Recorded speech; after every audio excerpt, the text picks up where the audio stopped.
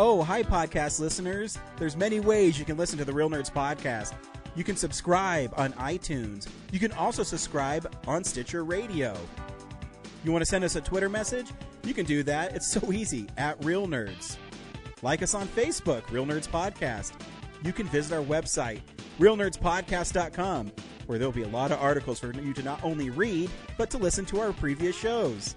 Do you like your stories told through pictures? Then you can also follow us at Real Nerds on Instagram. You can also call us, 720-6nerds5. Thanks for listening and enjoy the show.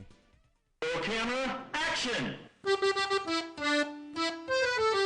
Well, a real nerd knows who shot, and a real nerd can follow the plot, and a real nerd can... talk film! I'm sorry. Take it outside.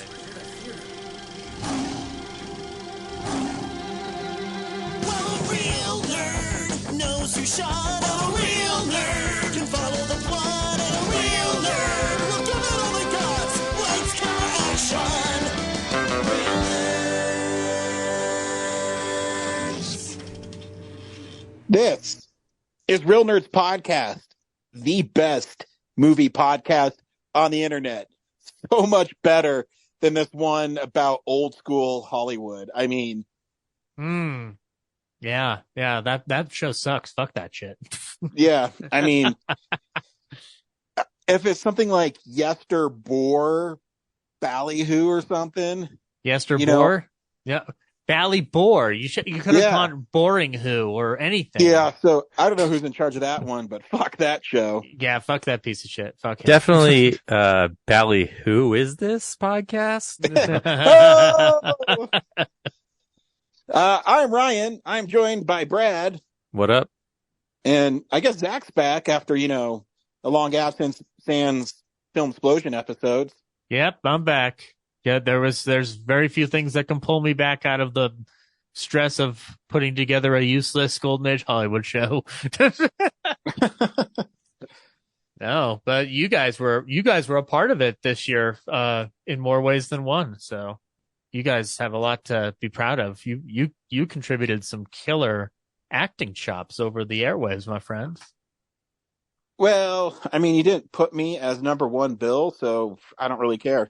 Well, to be fair, as of now, by the time this episode comes out, it'll already be revealed, but the whole goal was to fool people into thinking it was one show and then to give them that surprise. But you would probably be first billed given the fact that you're the first correspondent, you see. No, I get first bill because it's written in my contract. I signed no contract with you. in order for me to appear by my contract, if I'm being loaned out to other studios, is I get first bill. Guys, don't fight. It makes me feel bad. But yeah, no. Welcome back, Zach. Thank you. Every week on Real Nerds Podcast, we see a new movie and we podcast our experience to the world. This week, we saw a really long one called Killers of the Flower Moon. Stay tuned where we'll recommend the film or not, play the trailer, and then spoil a true story. And then we also talk about movie news and things we've been watching. But that's what we do. We do movies.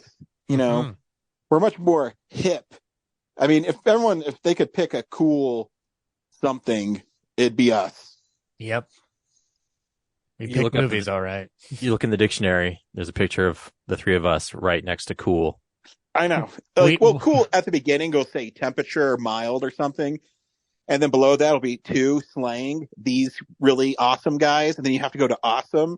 And then when you look at awesome, we're like, the third one down for that too. Who's above us? In awesome?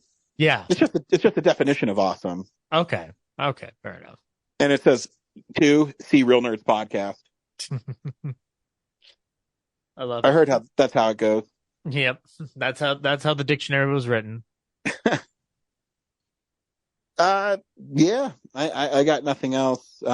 Brad, how's your week going? Fine, I guess. Yeah, nothing amazing to report. It was Halloween yesterday. What did you guys do for Halloween? Ooh. When kids came to my door, I stole their candy and scared them away. So nice. you pull your sidearm on them? Like, Yeah. Actually, I just shot it into the air because I didn't want to, like actually hit anybody. how accurate my costume is, guys. No, I just took my kid all over town, and the cool thing about where we live is the town loves Halloween, and it's if you could pick small America trick or treating, it's definitely where I live. And there's groups of 20, 30 kids. Everybody's house has like a theme. They invite you in to have chili and stuff. It's pretty nice. So if you're looking for a fun place to go trick or treating, Idaho Springs is definitely one of them. And Very free chili, nice. hell yeah. Yeah.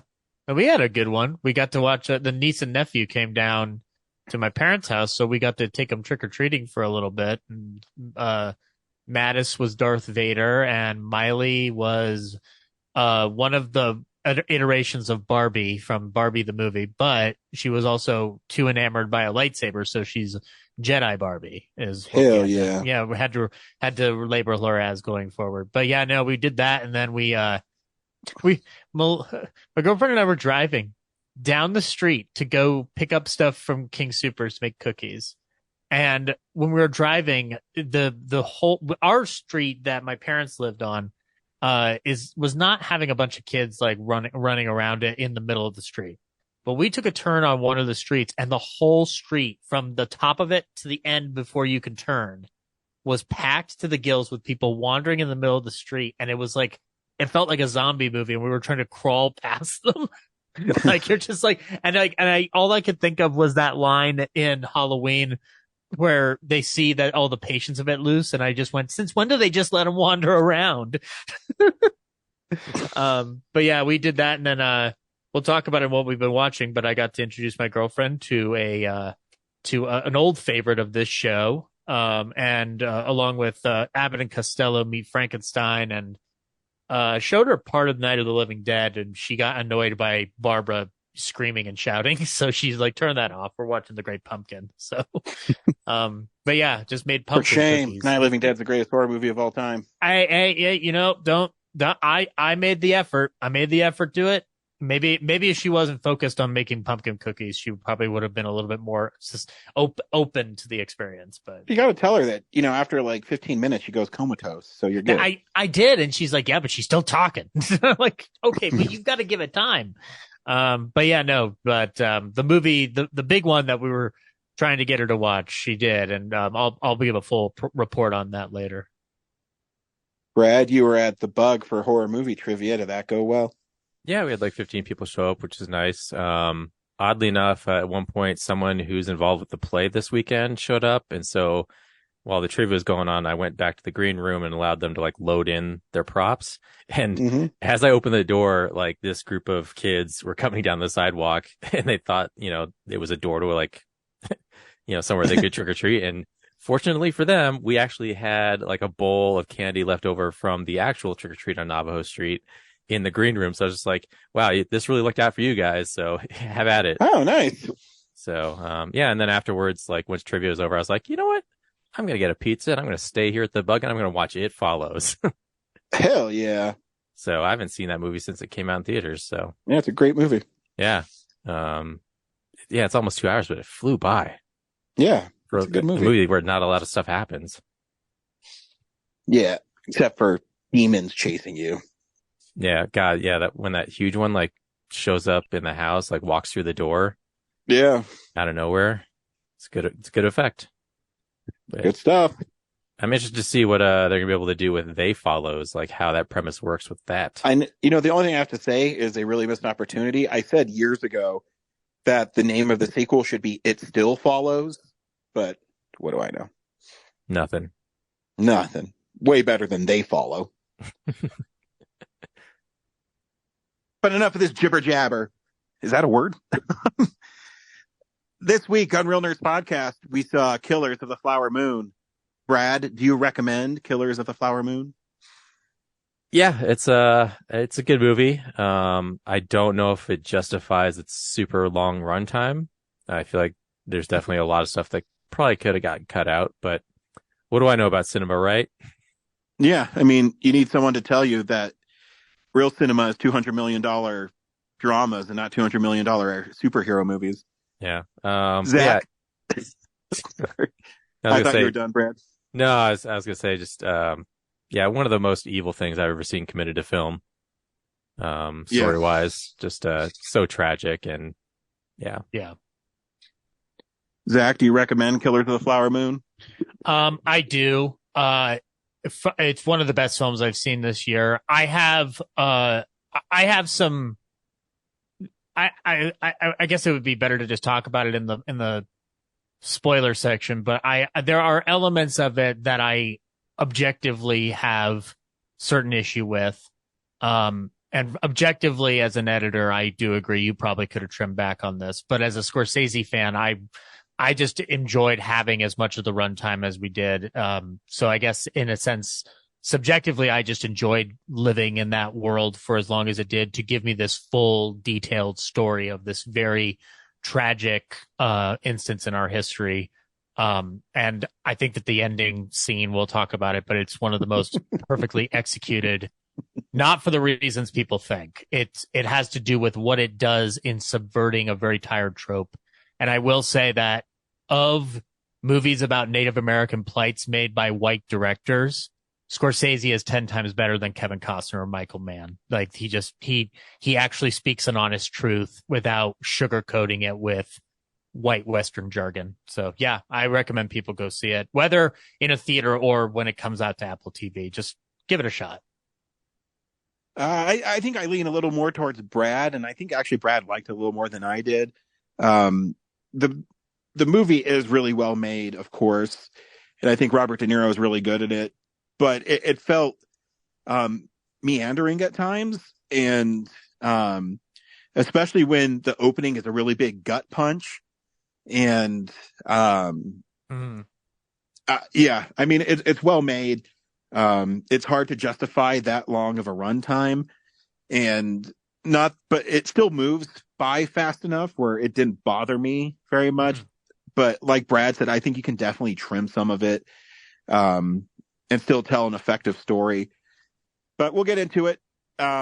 Here's the trailer for Killers of the Flower Moon. You know, you got nice color skin. What color would you say that is? My color. The Osage. They have the worst land possible. But they outsmarted everybody. The land had oil on it. Black gold. Money flows freely here now. I do love that money, sir.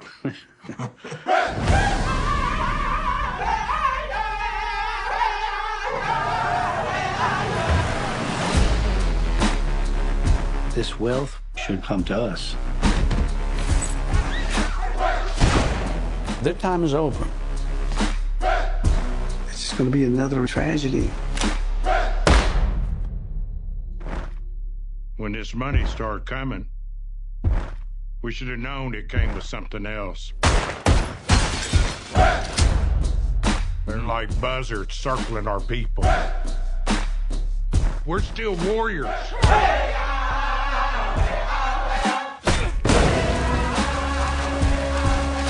I ought to kill these white men who killed my family. I need you here. I am right here. You've got to take back control of your home. I was sent down from Washington, D.C. to see about these murders. See what about them? See who's doing it.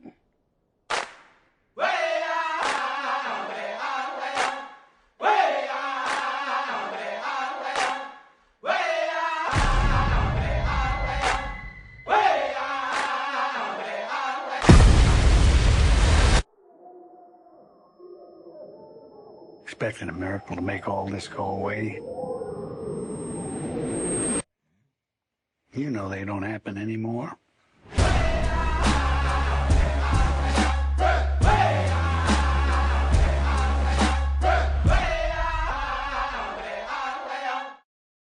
The story is unfortunately and pathetically and sadly a part of American history where members of the Osage tribe in Oklahoma were given land as part of being relocated there. And when they did, they discovered oil, which made them extremely wealthy.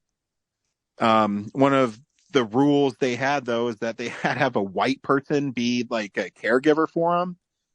And by doing that, there's also this caveat of leaving it to family members. And it was exploited by a man they call King, played by Robert Downey Jr., Robert De Niro. And he could have played it. He could have. Yeah, he could have. And basically, it's the story of how these poor people are murdered and slowly poisoned to death in order to get land and money from them. And there's just, I will say that what's really great about Robert De Niro's character in this is he plays it in a way where you kind of like him at the beginning, but there's something sinister behind him. And I'm familiar with the Osage murders on a surface level, so I knew who that guy was, and I knew he was no good. But it is a great character piece where he can kind of, say, "Hey, I'm here for everybody," and you can see his machinations where he is actually manipulating these people and using them, and he disguises it in a way of being their friend and their leader of their community. There's a strange patrician vibe about him where he's like you said, he's well loved by the community, and he gets to do something that Joe Pesci got to do in The Irishman, which is play against what you're expecting. Because if you see Robert De Niro in a Martin Scorsese movie, you're expecting something, and he gives you this totally immersed performance of a Western villain, essentially, like the greedy land grubber. And it's such a soft menace in a lot of places. Like, he is not, there's only a few times where he's screaming and shouting, and one of them is after he gives Leonardo DiCaprio's character a good paddling on the butt. But it's unnerving up to the very end to listen to him speak, because he's still trying to weave or web together some kind of way to keep his nephew ensnared in his grasp. It's a very, very striking performance. I don't think it's not the kind of performance that's going to get him an award or anything, but I think it's like one of the best roles he's had in a long, long time. Brad, what were your first impressions of the film? My first impression was like, hell, this is like The Departed, but for the Osage story. Yeah, there's like for all the talk about it being like this platform for like Osage actors, like I didn't feel like it really was. They get a lot of passive roles, and obviously all the white characters get the most interesting active roles. And Lily Gladstone, I think half the movie she's just gets to sit in bed and like look sick. Yeah, that was a problem I had with the film, is I wish she was given it. If you're going to be that long, my argument would be you got to fill more screen time with her and from her perspective in the bed or out and about, whatever it is. But I sort of get why he does what he does. I'll mention in a second, but I get why he does it. But yeah, I agree. She should have had more screen time. And it seems like those moments are just like excuses to break up the, something to cut away to so we can like pass time or something between scenes from the other stuff. So that was kind of disappointing. Yeah. I'm going to just piggyback off you really quick, Brad. I agree, because I mean, this is where where they can trim this movie. And again, the performances are all really good, but I didn't need, 7-8 scenes of her in bed, getting a shot where he's, just telling her what's going on. And there's not too much dialogue. And my biggest problem with her character is not necessarily her role, but I didn't, since we're in spoilers, I didn't like that. One, this part isn't really true to the story, but where she only decided that, Ernest was not a good man, and when she found out that he was giving her arsenic and poisoning her, not the fact that he arranged that her sister gets shot and that he blew up arranged to get her other sister blown up. Yeah. Like that, I had a really big issue with that characterization of her, where, this is I'm going to be with you even though you've killed my whole family. Or facilitated it. Yeah. Yeah. And it's just that part, I think that she was so thinly written, and the actress in the film is really, really, really good. And I think there's just a missed opportunity. I don't think anybody in their right mind would stay with someone who is directly responsible for murdering their family. Yeah, there's an issue in that department, and I think that, frankly, no, don't get me wrong, I like the way she confronts him at that final scene, but yeah, she needs to be a little bit more pissed off earlier on, let alone throughout. And then one more thing, like the whole conviction. The whole conviction process felt drawn out too, because I was like, we already saw, like, we know who did it, and it just feels like we're just watching scenes of them coming to terms with it. And I don't know if I needed all those details. Like, I wonder if that is the result of how they overhauled the script, but wanted to keep the FBI thread intact, because this script was supposed to be an FBI procedural until Leonardo DiCaprio basically went to Scorsese and said, why is it from this perspective and why is it not from the community's perspective? And so they flipped the script. The one thing that they do, that it's one of the reasons why I don't get entirely angry about the way they kind of subvert the expectation of it being a great Osage Native American platform film, is that it does something in a Western that I appreciate, having gone through a lot of John Ford and John Wayne and other Westerns from that era that Scorsese admires, is that there's a tendency with a lot of his films to find empathy or sympathy with the most relatable character in the room, which usually will be a cis white male. And what I appreciate is that this movie gives no viewer ever watching this film an excuse to empathize or sympathize with any of these cis white males on screen, because from moment one, they are out to destroy this community. And in a certain sense, it's a nice subversion of a trope where this is a genre where people will think that John Wayne in The Searchers is a hero, where he's not. He's a horrible human being. And I do appreciate that this perspective allows for no excuses in terms of who you're supposed to side on with this story. I understand, though, why it's flawed. And yeah, it definitely needs trimming if that's going to be your focus. Yeah, and when I say, the Osage don't get the best roles, the opposite would be that they'd have to play the villain roles. But in this kind of story, that wouldn't be much better, because then you'd be like, oh, well, you made them all the bad guys. And yeah, and in a certain sense, I guess it's in the long run, it's probably better that he didn't try to. He and Eric Roth didn't try to think that they could write Osage material with them not being native writers. That's a thing where I'm like, okay, they at least knew a boundary that they shouldn't have crossed, because if they tried to insinuate knowing anything about an indigenous experience, it would not be it wouldn't feel authentic, and there would be complaint over that as well. So I think they kind of took the route that they could.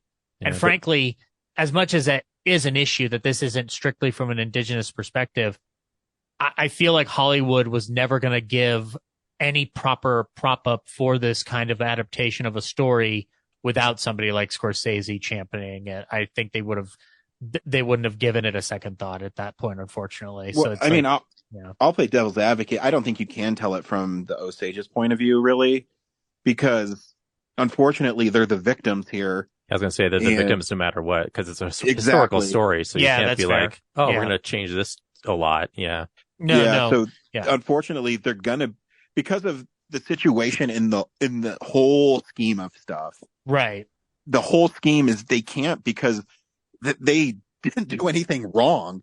So you can't retell the story to make them, have different characters or whatever, because what is their big thing that they did? They entrusted people to help them, and they were taken advantage of.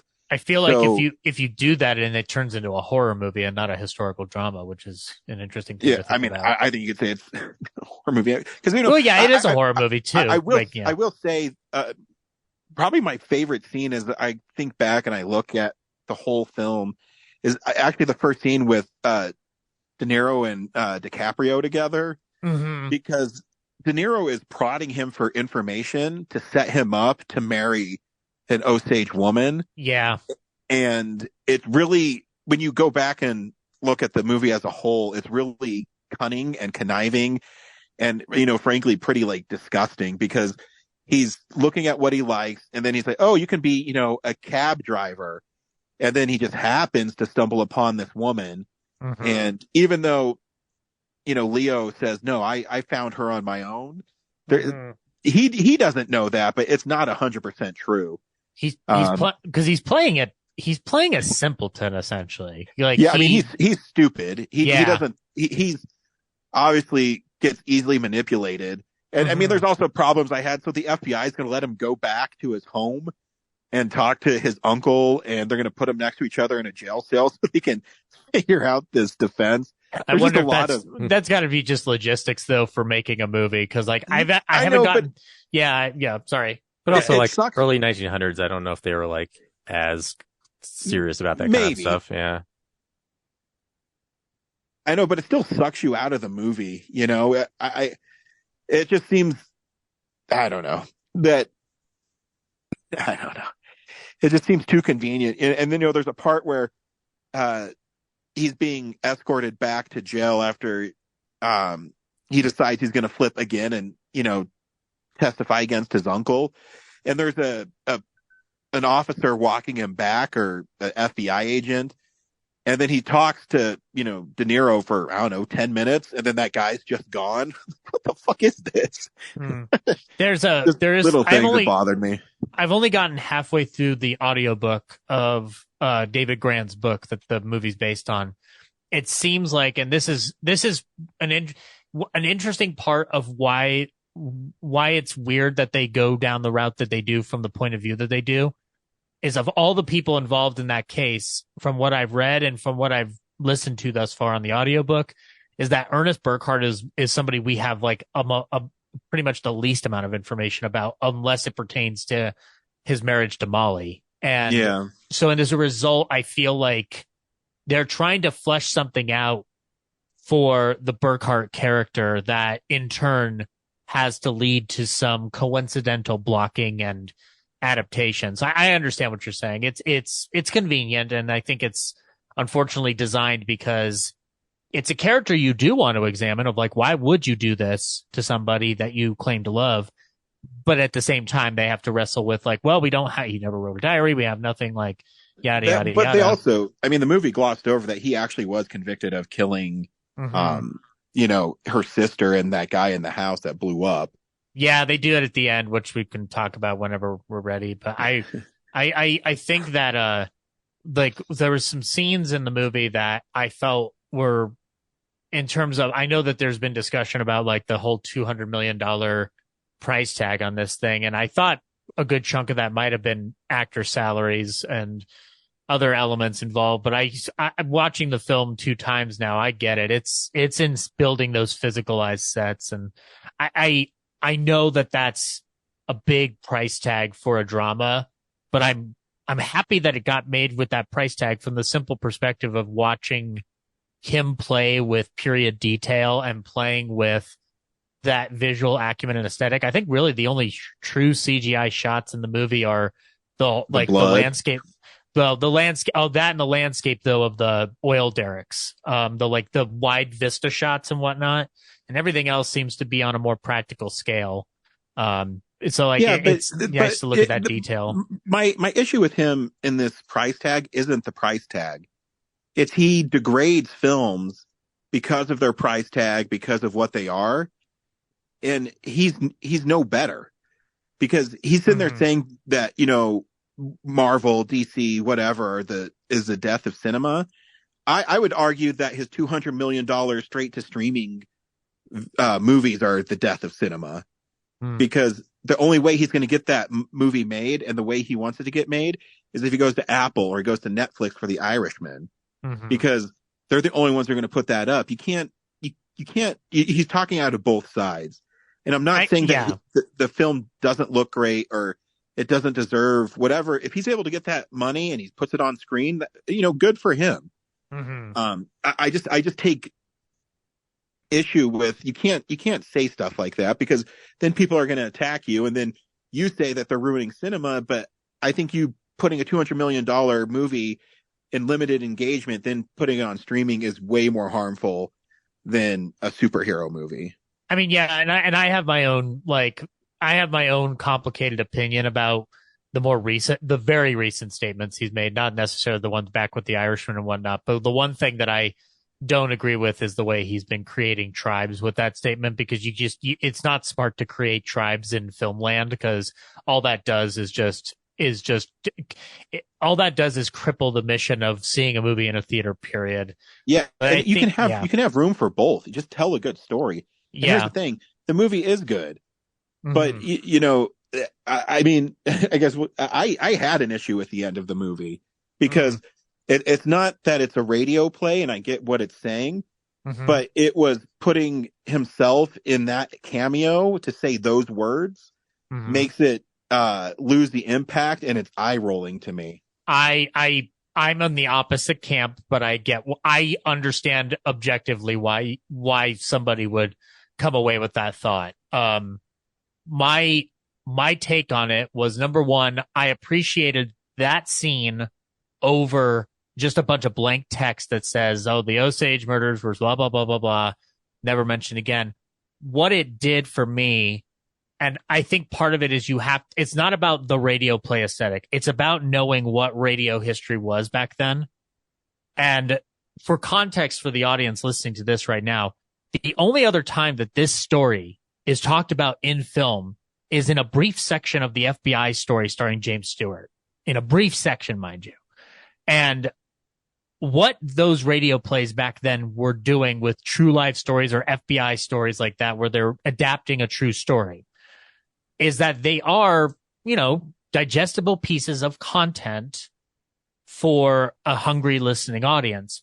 And what was very shocking to me as a fan of that medium and watching that scene was realizing that, with the exception of that one brief stint mentioned in the FBI story, this story that we have watched unfold was reduced to nothing but an anecdote throughout a good chunk of the last parts of the 20th century, and did not receive the outrage that it deserved over time. Now, part of that's because our respect for indigenous people was not that glowing or thrilling up until maybe this current century. But it, to me, felt like a damning indictment of how we've treated this kind of story of injustice. And it's no different than people learning over the last 5 to 7 years about the incident in Tulsa. And they keep mentioning that in the film too. And one of my issues is that they shouldn't weave in Tulsa too much, because you're kind of relegating that to nothing. Whereas I would love for somebody to make a movie about Tulsa and why it's an important moment in our history. So I feel like what it does is it gets across the point of not just what happened after the fact, but it also manages to tell people, like, do you understand that this has been nothing but a relegated portion of our history, reduced to nothing but digestible content and anecdote on a true crime radio show. But I don't have a problem with that part. I'm talking about the Scorsese cameo. I think that's just a decision you make. I mean, I think you could have gotten Larry Fessenden to say those words, honestly, because Larry Fessenden's in this movie and everybody just wants to talk about Jack White being in that scene. I'm like, Larry Fessenden's in a Scorsese movie. This is really cool. I get it though. Yeah, it's a little self-serving. I understand. And he's got 2 other audio cameos throughout the movie as well. So he's kind of all over the map on this film. Brad, be our tiebreaker here. What do you think? I mean, I agree with the, that was a nice way to do the, the epilogue text on Black as I watched it, like as soon as it happened, I was like, oh my God, Zach's just going to cream himself over this scene. But yeah, as far as like who's doing it, I didn't care. Like, it's like, oh, it's Scorsese and he's a little stilted. But he's 80, he's earned it and do whatever he wants. But the concept of it, though, that I appreciated that. I was like, cool. It's not just a text on screen. Well, you're both wrong. Scorsese doing the last part takes you out of the movie because it's distracting. Okay. You're right. I did think about him being in the role for a couple of seconds and I wasn't focusing on what he was saying. So yeah, just put an actor there. The first time I saw it, I was a little taken out. When I saw it the second time with my folks, I was far more appreciative of him doing that as a director. And it's almost, for me, I looked at it as like, in a weird way, it feels like him admitting like, look, maybe I shouldn't have been telling this story, but here it is. So deal with it. Like, I don't know, but it's definitely like it's a cameo that's not needed. But it's almost like, who else do you get to do that? Like, do you have Jack White's cameo extended to that portion, or Larry Fessenden? Or I mean, you don't have to have anybody distracting. Just have the dudes who are in the play. Actually, in a weird way, that would make it even more damning of what the story had become to people at that point. Like, just to have some random person mentioning it out. Like, nobody of any significance to the story we've just been watching. That would have been far more interesting. Yeah, I can see that. I think if you didn't have any famous people in there, you would be focused on what they're actually saying. So it is a mistake to put Jack White and Scorsese in there. Right. Yeah. Not Larry Fessenden, though. Larry Fessenden can go wherever he wants. I don't care. I don't know who that was. That so was only my big issue with the ending. I didn't have a problem with like what was said or how it was presented because it's more interesting than, Ernest came home and lived in a mice-infested trailer with his brother. Like, that's fine. I think it's creative, but I came here to watch a movie. I didn't come here to read. But the actual final shot of the pullout to the ceremony today is a very nice way to like cap it off. Truly, like, that's a good final shot. It's like I said, it's I have issues with it, but for me, what I was looking out of it as a Scorsese fan, I got everything I wanted. Like, I can't completely complain, but I agree objectively. And as an editor, I'm looking at it going like, I'd tighten up here, but I'm also not Thelma Schoonmaker, so who am I to really judge? Like that. That's the part of me is like, as a fan, I want more of it. It's like when people want a 3-hour Avengers movie. I get it. I want all the content I can get. I do also understand how those things need to be trimmed down. Like, as much as I love The Irishman, I objectively see where you can trim that to a 3-hour film and not 3.5 hours. But I get it. Yeah, because I'm right. Yeah. Also, yeah, when you never see the first sister's death. Like you on screen until the very end when they recap it. Just like, I don't know if I needed to actually, like, I feel like it's more powerful that we never saw it, and then it feels like just showing me what I imagined anyway. So it's like that could have been shortened. Yeah.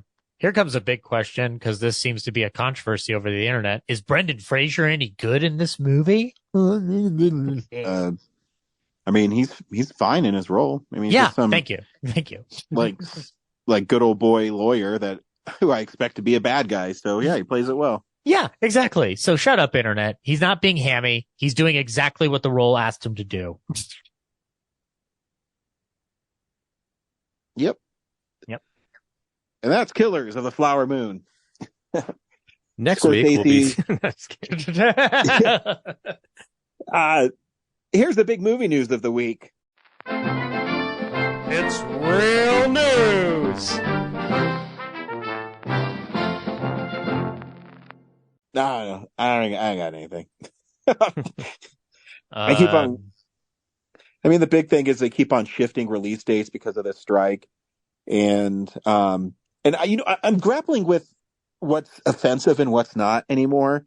So, in the new Snow White live action film that they have coming out, they don't want to cast little people as dwarves because, it could look bad. So instead of giving those people roles, they make completely CGI models of the dwarves.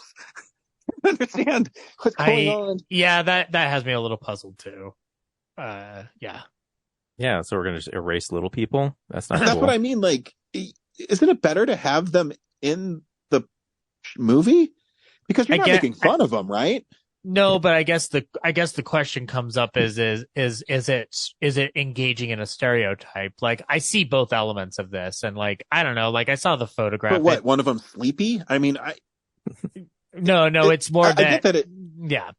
But I mean, you're still taking jobs away from hardworking actors. That's the other element that I see, which is this like, okay, yes, Peter Dinklage has an opinion on it, and I fully respect his opinion on that story being retold and how it's just not a momentous move forward for little people actors. But I also understand how little people actors would like work too, you know? Yeah, is it more offensive to have like a normie be in a green suit and then make them a dwarf? I mean, I don't know. They're doing that in Wonka. Yeah, exactly. That's what I mean. Like, where's the line drawn? I'm having a hard time wrapping my head around this because I would rather see like, Warwick Davis as grumpy.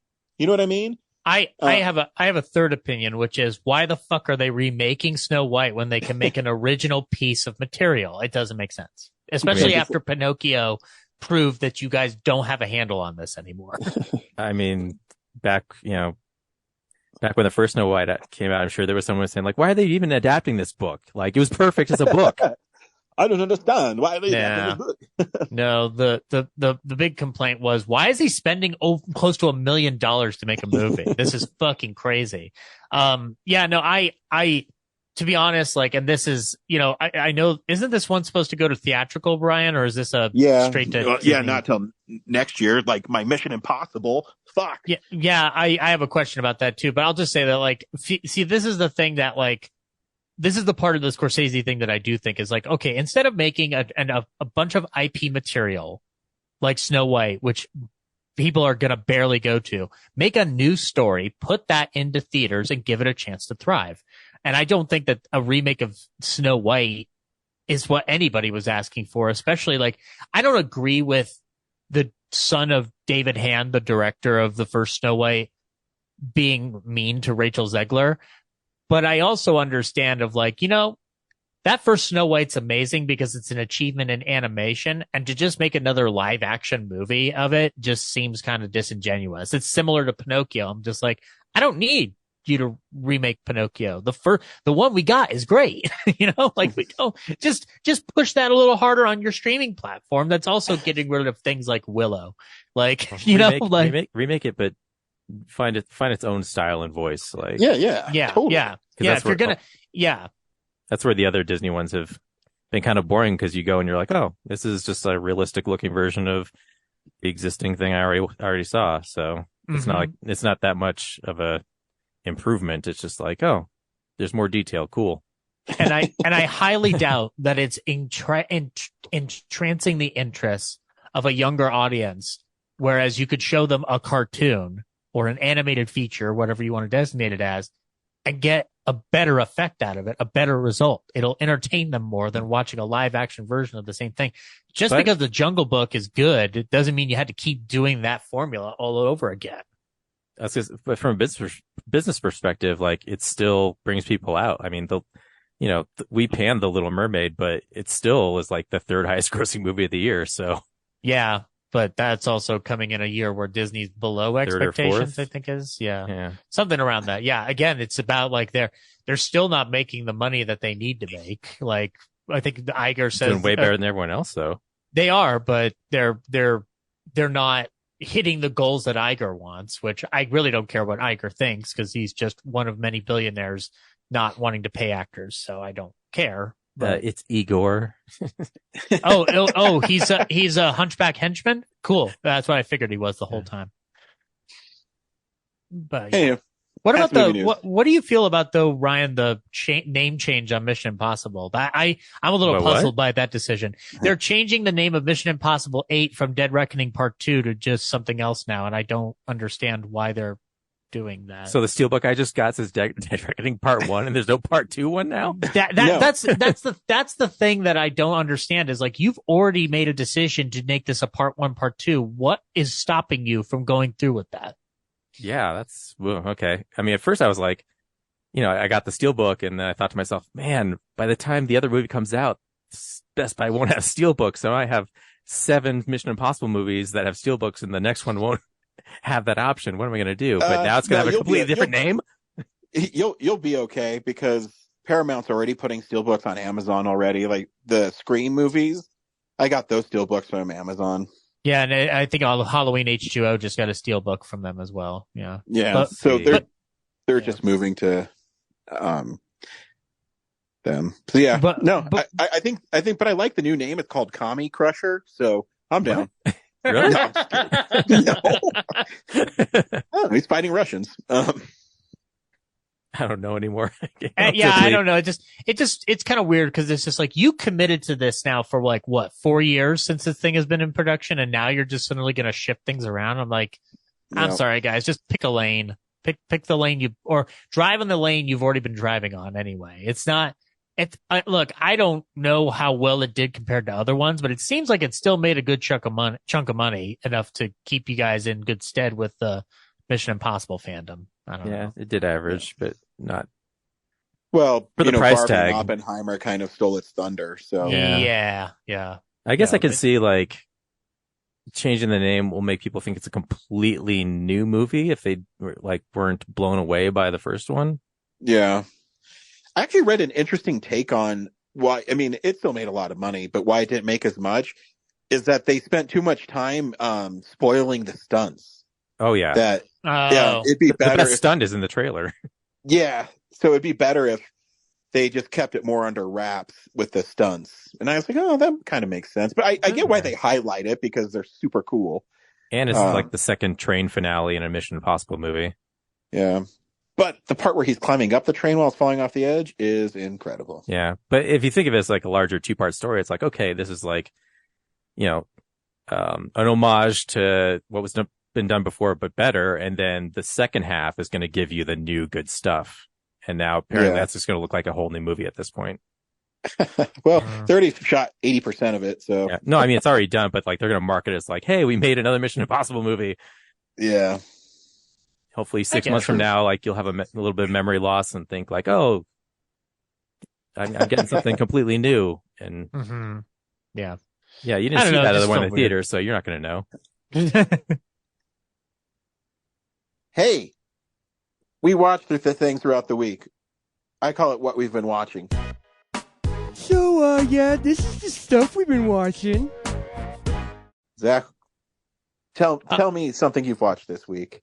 Well, we've all seen this movie before, but my girlfriend had never seen it. So for context, my girlfriend likes horror movies, but she's not into every one of them. And one of the things that she has declared up and down is that she will never watch Evil Dead or Evil Dead 2 or the Evil Dead remake or Evil Dead Rise.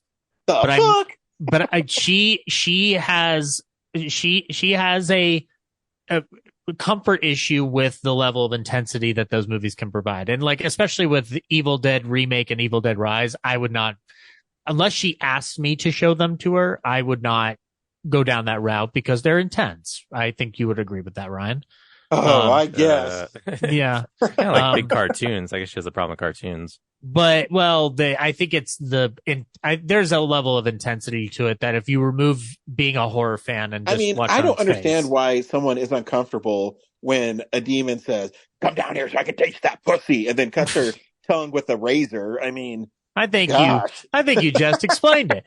But I did manage to say, okay, well, there's this other film, Army of Darkness, that is an Evil Dead movie, but lots of fun and less bloody. So we sat down and watched that, and I needed to make sure she at least was paying full attention to the first 5 minutes because it gives her an up to speed of why Ash is back in medieval times. You just need to know that sort of like on a base level. Once the movie started unfolding, I think she was taken aback by it was set in medieval times, even though I had told her that's when it takes place. But as soon as Ash said the whole, well, hello, Mr. Fancy Pants, she was taken aback and giggling. And I'm like, yeah, he's an idiot. You have to understand that Ash Williams is an idiot. He's only good at fighting Deadites and nothing else. And the final review from her, Ryan, she enjoyed it. She gives it a 4 out of 5. Nice. But she said that, yeah, Ash is funny, but he's also just annoying at times. And I'm like, that's the point of the character. Bullshit. Erroneous. Erroneous on both accounts. That is a 5-star movie, and Ash is a god. She like the whole God, what's the name of the maid character that he's enamored with for a minute? Sheila? Sheila, when Sheila slaps him, she was like, yeah, go girl. And then the whole give me some sugar baby happened and her jaw dropped. And I'm like, yeah, he's an idiot and sort of a misogynist. So you just kind of have to understand that everything bad that happens to Ash needs to happen to him. Zach, you left out the most important part, that he is sexy and irresistible to women. Is why that is true. Not that he's a misogynist. Gee, mini Christmas. I mean, he saved her life, and even after she got real ugly. I'm just saying. Mm-hmm. Yeah. She also, you know what she really liked though too was we had watched Nightmare Before Christmas earlier in the day, so it was kind of fitting to wrap up on a film that has really great stop motion. And she was very impressed by how some of the shots were bleeding in, and like part of the thing with Scream Factory's restorations is you can see where the effects plates are separate from the main plate. So there were some times where she was like, oh, that doesn't look realistic. But then when the skeletons are on the descent and the march, like she was very impressed by those visual effects and how goofy it got with the characters. Though she was very shocked though by the shot of the skeleton using a femur bone as a flute. She was like, what is going on? And then I was like, fun things. That's what's going on. Amazing things. So yeah, I showed her the theatrical cut though, because I was like, it's a probably little easier to get through. Yeah. And also like the ending is a little bit more absolute, whereas the director's cut has the whole, he doesn't make it back to S-Mart thing. So, that I think ended up being a better viewing experience for her, but she enjoyed it. Yeah. So like she'll probably never want to sit down with an Evil Dead movie at all, but this is one that I could show her and she'd be more than fine with it. It's okay, Ryan. I still love Evil Dead, and Evil Dead Rise is going to be on my film explosion list come hell or high water. So nice. Yeah. Brad? Yeah, I don't know if I have a good one to talk about. Like I watched a lot of stuff, but none of it was like, oh, I gotta tell people I saw that. I'm surprised you're not going to eulogize Matthew Perry in the news. We did that last week. Did we? Yeah. God, this whole system is so out of whack. So, yeah. I mean, I'll do it again. I was thinking as throughout the week, because I love Friends, and Brad knows this because Brad's known me for almost 30 years. I would record the shows on VHS, and I was thinking, my favorite Chandler moment. And to me, it combines two things I love. And it's a great episode. It's called The One Where No One's Ready. And it's a bottle episode. It only takes place in Monica's apartment. And they're trying to go to this fundraiser. And Chandler is sitting and he just tells the group, he says, Donald Duck never wore pants. But when he gets out of a shower, he wraps a towel around his waist. I mean, what's that about? And to me, I think that's my favorite Chandler line. And it always made me think, I was like, yeah, why does he wear a towel around his waist? Yeah. Yeah. My girlfriend's a huge Friends fan. So when that news broke, her heart was crushed. Yep, mine too. And I'll say that, and I like Friends too. So it was a different blow on a different level for me too. But also his addiction issues. They haven't revealed yet what fully got him to drown. Did he? Did they? No. My guess is, you can read that law enforcement didn't find anything, and by the time they got there, he had already passed. So, wonder if he had a heart attack and that's how it drowned or whatnot. Yeah, I'm not sure. It's sad. Yeah, it is sad. But yeah, no, it's not even just Friends. I really liked, he did a pilot. I think it was like Mr. Sunshine or something like that. Was that Clerk cinematographer Dave Klein shot that was really good. And I like the whole 9 yards and the whole 10 yards. They're really fun movies. They're fun. He's a lot of fun in them. I've still never seen the movie he did with Salma Hayek, though. My wife and I love that movie. It's called Only Fools Rush In. Yeah, It's I still need definitely to see that. a cheesy romantic comedy, but it's a lot of fun. Yeah, but yeah, R.I.P. Matthew Perry. Well, since Brad didn't watch anything of note, I watched Mickey Mouse Trick or Treats, where Mickey and the gang get turned into monsters because they played a trick on a witch. Ooh, okay. And So now who turns into what monster? Well, Daisy turned into a princess because they turned into whatever costume they had for Halloween. Okay. So Donald Duck was a frog. But they use this cool stop motion animation that they used for their Christmas special. And it's really light and it's fun and it's stupid for an adult like me to like it, but it was cute. And yeah, but then we just watched the normal Halloween staples. My wife forces me to watch Hocus Pocus and The Nightmare Before Christmas. So nice. Nothing fun to report. I'm still playing Spider-Man and Mortal Kombat and Mario Wonder. Wonderful things. Wonderful. I like to hear that. I mean, I can talk about the Two Jakes or Cutthroat Island or the Dr. Moreau if you want. Or Deep Impact. Or the Phantom of the Opera. Cool. Yeah, see? Nothing. I think you talked about Phantom of the Opera last week, Brad. Did I? Yep. Well, I can't. I guess it was like, yeah, time just doesn't make sense anymore. It's always been an illusion. I saw Seabiscuit for the first time. You were right. It's great. It was on your film explosion list. Yep. Damn right it is. Yeah. Glad you like Seabiscuit. Good. My back.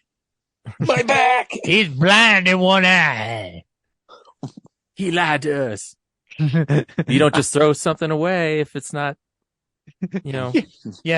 It's not perfect. The one thing about that film that still that has like I defended it on the film explosion, but I can acquiesce to this.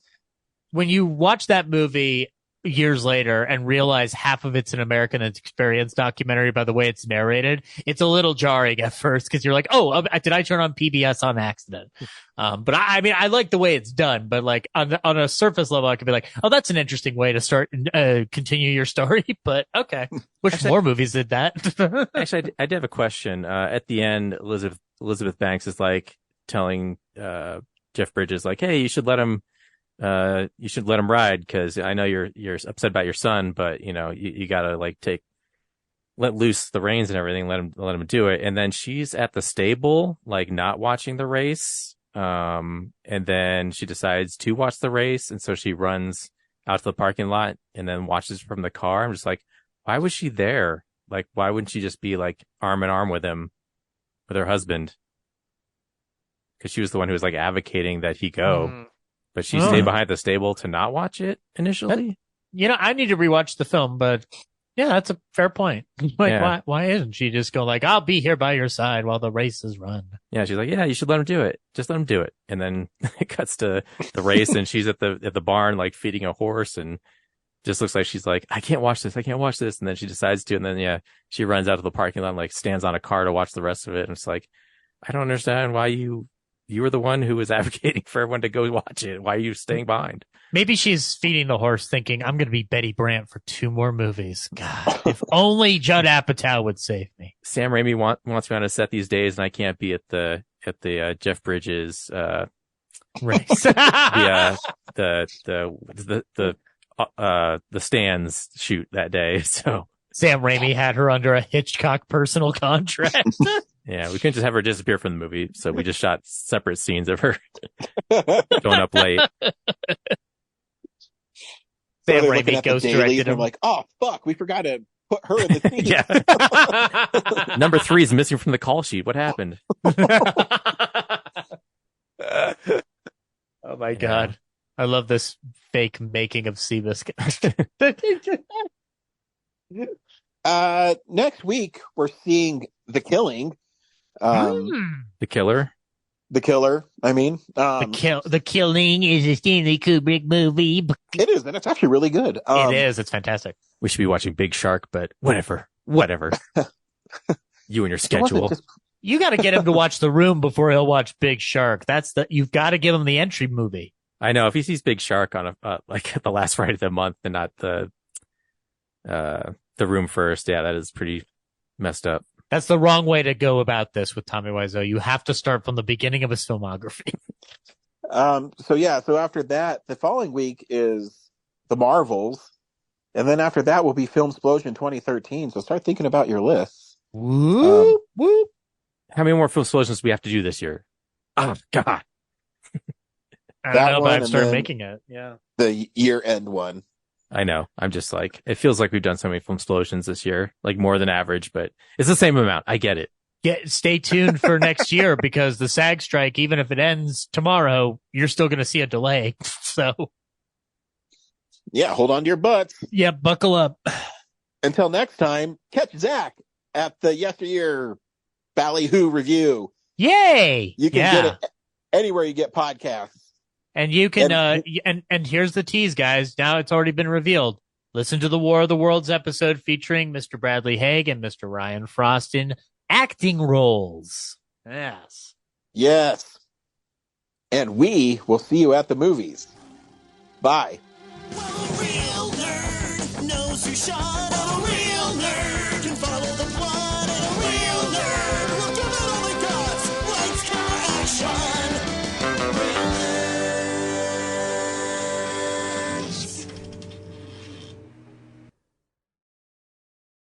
Thanks for listening to Real Nerds Podcast, a Nebulous Visions production. Stream or download episodes, read articles at realnerdspodcast.com.